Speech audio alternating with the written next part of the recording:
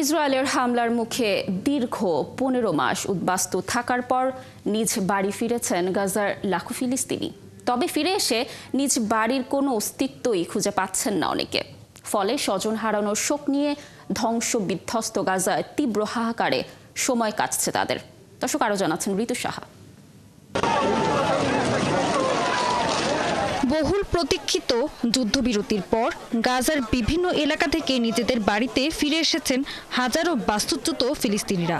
তবে কাঙ্ক্ষিত যুদ্ধবিরতি তাদের দিতে পারেনি এতটুকু শান্তি। একদিকে প্রিয় মানুষকে হারানোর শোক, অন্যদিকে বিধ্বস্ত গাজায় নিজেদের অনিশ্চিত ভবিষ্যৎ।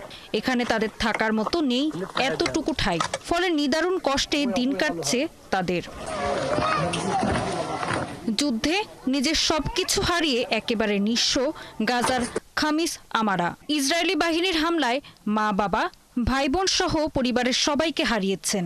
ধ্বংসস্তূপে পরিণত হয়েছে তাদের বাড়িটিও। তাই ফিরে এসে যুদ্ধের বিভীষিকাময় স্মৃতির সাথে কাটছে তাদের প্রতিটা দিন।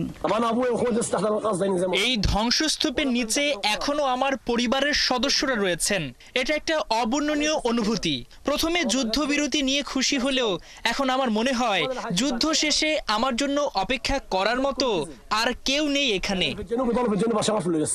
গাজার বাসিন্দারা বাড়ি ফিরতে থাকায় নতুন করে খাদ্য, বিশুদ্ধ পানি, প্রয়োজনীয় ওষুধপত্রেরও তীব্র সংকট দেখা দিয়েছে।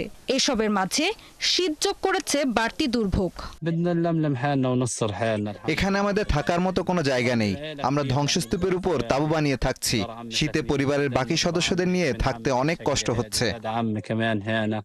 দীর্ঘ এই যুদ্ধে শুধুমাত্র উত্তর গাজা থেকেই বাস্তুচ্যুত হয়েছেন প্রায় 6.5 লাখ ফিলিস্তিনি।